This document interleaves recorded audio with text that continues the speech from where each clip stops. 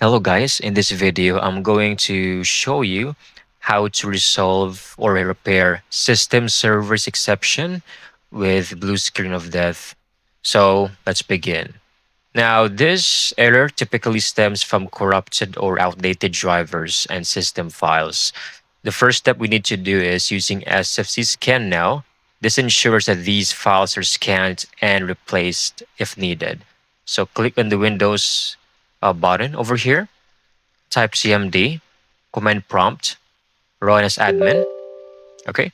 And over here, just type in SFC scan now, and your computer will automatically scan your PC for any damaged or corrupted files. And once this hits 100%, it will report that it has found a few files corrupted and successfully repaired them.